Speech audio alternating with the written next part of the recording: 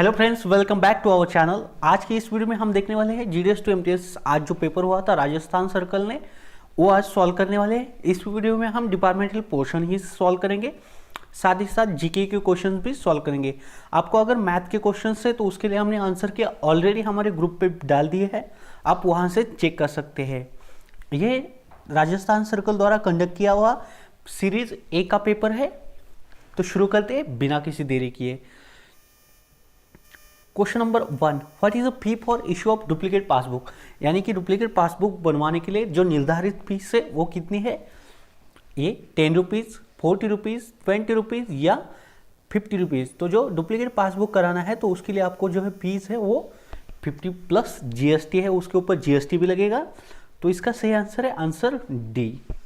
Next question देखते हैं, question number 2, public provident fund PPF account can be extended in the one strength for the how many years.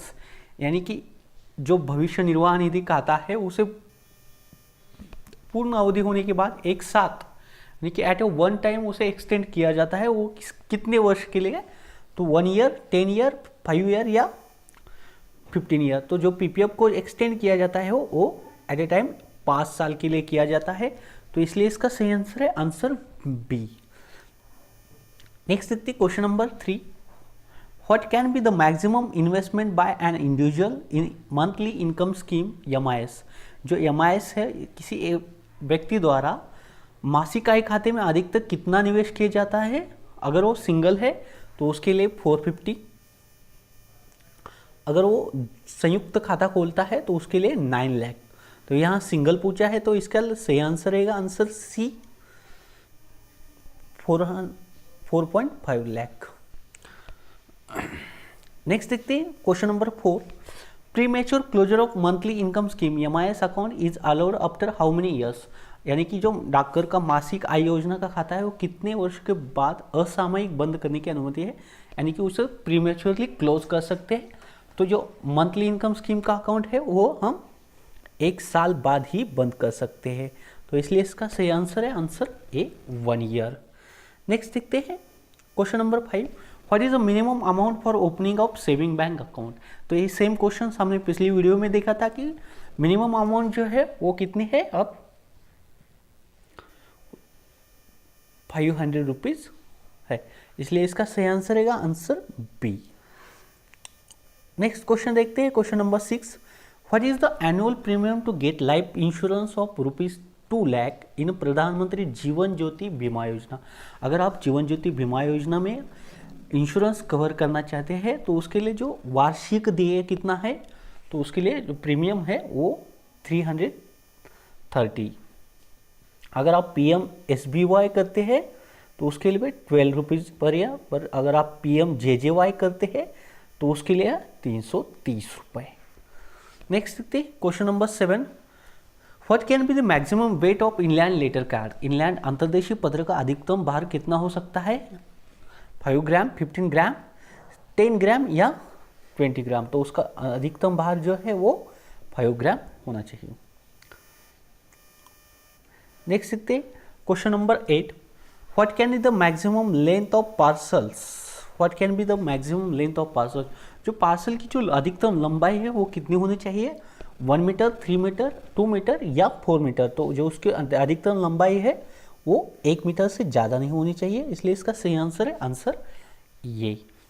Next देखिए question number 9, what can be the maximum weight of book packet. Book packet का अधिकतम भार कितना होना चाहिए, 2 kilogram, 4 kg, 3 kg या 5 kg। तो इसका अधिकतम भार जो है वो है 5 kg।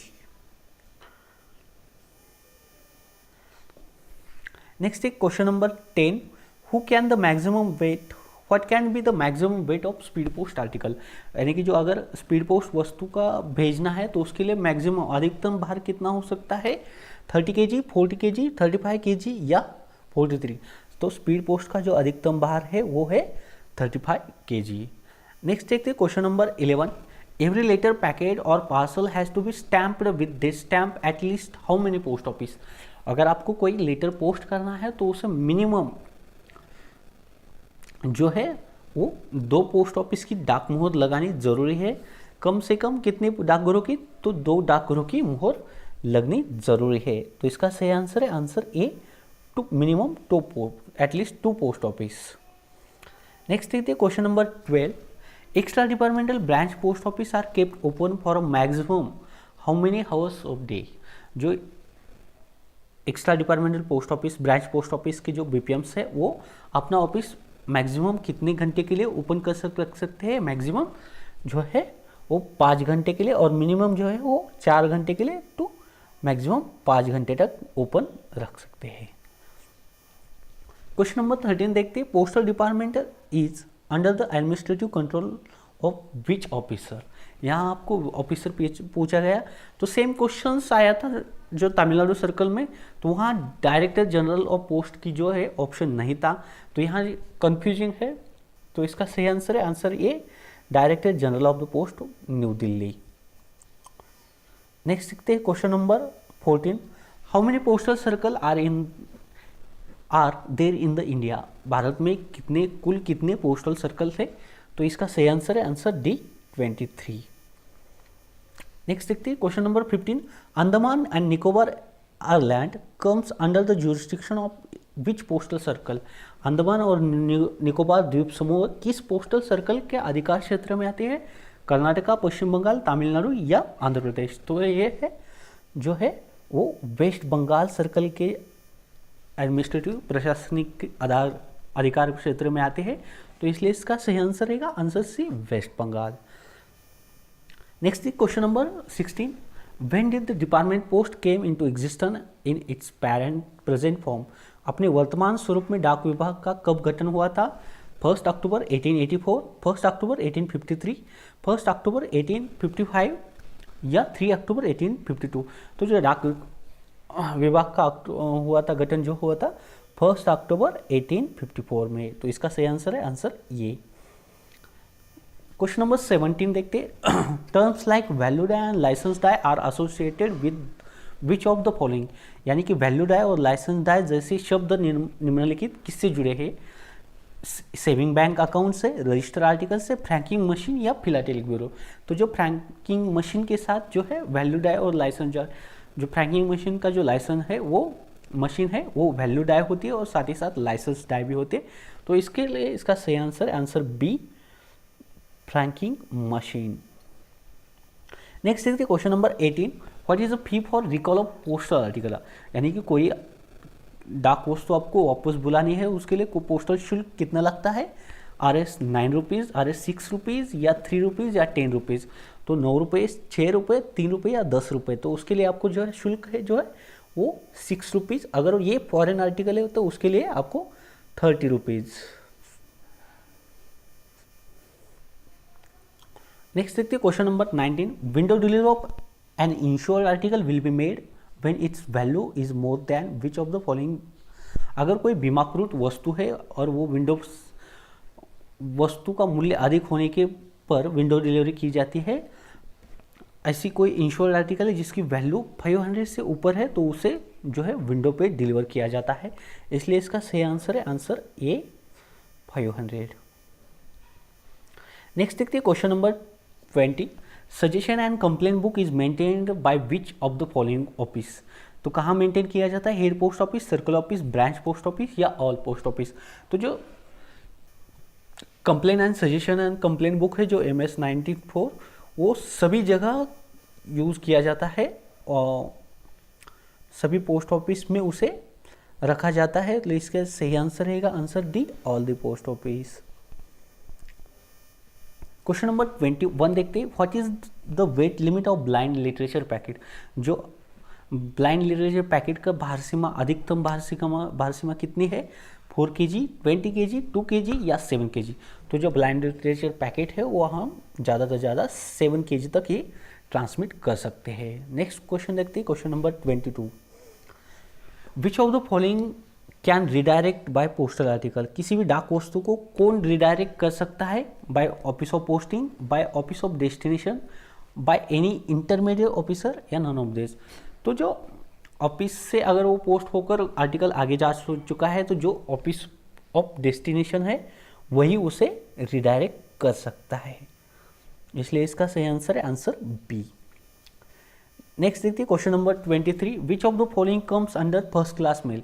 जो डाक की जो मेल्स के है फर्स्ट क्लास मेल और सेकंड क्लास मेल, तो उसमें फर्स्ट क्लास मेल कौन से आते हैं? लेटर्स, बुक पैकेट या letter card, letters, letter card या register newspaper, letter, post card या लेटर कार्ड, या letter, blind literature packet and letter card.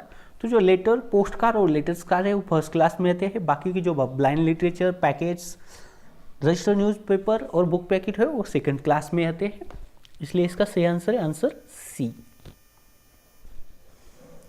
Next question देखते हैं question number 24, the first class head post office situated at the headquarter of the head of this circle और where there is more than one HO, such head post office that one is attached to headquarter is termed as. अगर आपने volume 5 की जो definitions है वो GPO की definition number 6 अच्छी तरह से पढ़ी होगी, तो इसका सही आंसर है answer B, general post office. First class head post office जो अटैच्ड विथ हेड क्वार्टर है उसे जनरल पोस्ट ऑफिस कहा जाता है। नेक्स्ट देखते हैं question number 25, due mail and shorting list of particular post office is issued by whom. जो due mail and DMSL list है वो किसके द्वारा इशू की जाती है? The PM of concern post office, sub divisional inspector या superintendent of post office, assistant superintendent of. तो जो है संबंधित डाकघर के जो अधीक्षक है सुपरिटेंडेंट ऑफ पोस्ट ऑफिस वही DMSL इशू करते हैं, due mail and shorting list. Next देखते हैं question number 26, the unit back office send its daily back balance report to. जो यूनिट बैक ऑफिस यानी कि हर एक पोस्ट ऑफिस वो अपना डेली बैक बैलेंस है वो किसे भेजता है? डिस्ट्रिक्ट बैक ऑफिस को, DBO को। ये वॉल्यूम की डेफिनेशन नंबर 18 में दिया गया है, वहां से आप देख सकते हैं। What is full form of TMO, यानी कि TMO का पूर्ण रूप क्या है? Transport mail office, transition mail office, transfer mail office या ट्रांजिट मेल ऑफिस। तो TMO का फुल फॉर्म है D, ट्रांजिट मेल ऑफिस।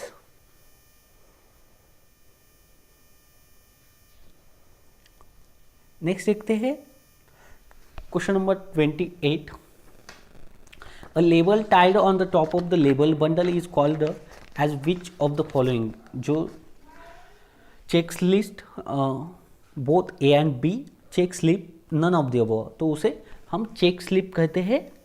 ये डेफिनेशन नंबर 25 में दिया गया है। जो लेबल टाई किया जाता है उसे चेक स्लिप कहा जाता है। नेक्स्ट देखते हैं question number 29, a station bundle contain which of the following. जो स्टेशन बंडल है उसमें क्या कंटेंट्स रहते हैं? स्टेशन बंडल में station register article, station unregistered article, only station register parcel या वैल्यू पेएबल। तो जो डेफिनेशन नंबर 24 ए में दिया गया है स्टेशन बंडल, उसमें क्लियरली दिया गया है कि जो स्टेशन के अनरजिस्टर्ड आर्टिकल्स है वही स्टेशन बंडल में रहते हैं, तो इसलिए इसका सही आंसर है आंसर बी। नेक्स्ट देखते question number 13, a journey performed by a set of a section travelling on duty from one end to its beat of the other is called. तो उसे क्या कहेंगे हम? उसे राउंड, ट्रिप, इवेंट या none of the, उसे trip कहा जाता है। Definition number 22। नेक्स्ट देखते हैं question number 31, the special kind of wool called Pashmina is found in which of the part of India. जो कि पाशमिया का पश्मीना नाम का जो वूल है वो कहाँ पाया जाता है? वो लद्दाख में पाया जाता है। नेक्स्ट देखते हैं where the Park Street situated. तो पार्क स्ट्रीट कहाँ पर है? जो बिटवीन इंडिया एंड श्रीलंका के बीच में है। नेक्स्ट देखते हैं question number 30, Bharatanatyam is dance from of which of state. तो इसका सही आंसर है answer B, Tamil Nadu. The famous artist Bismillah Khan was associated with which of the following. तो उस किसके साथ एसोसिएट थे? वो शहनाई के साथ थे, इसलिए इसका सही आंसर है आंसर सी। क्वेश्चन नंबर 35 देखते हैं, which of the following article, which of the article of Indian constitution fundamental duties have been inherited, तो किसमें किया गया है कर्तव्यों का, तो इसका सही आंसर तो आपको देखना पड़ेगा। नेक्स्ट देखते हैं question number 36, the governor of state is appointed by, तो जो अपॉइंट किया जाता है तो भारत के राष्ट्रपति द्वारा किए जाते हैं। Next question number 37, who was the father of operation flood in India, तो जो ऑपरेशन फ्लड के कौन है वो वर्गीस कुरियन जी है। विच of the hardest element available in the earth, जो कि धरती पर सबसे कठोर तत्व कौन सा है, सोना, लोहा, प्लैटिनम या हीरा, तो सबसे कठोर है वो हार्डेस्ट डायमंड्स। नेक्स्ट देखते question number 39, who was the first Tirthankar of Jains, Jain के पहले तीर्थकार कौन थे, वो ऋषभ पंत, भैरवनाथ, जगन्नाथ या कालीनाथ, तो वो ऋषभ पंत थे। Where did Mahatma Gandhi do his first satyagraha in India, तो जो महात्मा गांधी ने पहला सत्याग्रह किया था वो चंपारण में किया था। बाकी के मैथ के क्वेश्चंस की जो आंसर की है आपको ग्रुप पे अवेलेबल है, वहाँ से आप देख सकते हैं और कंफर्म कर सकते हैं। तो मिलते हैं अगले वीडियो में, तब तक बाय।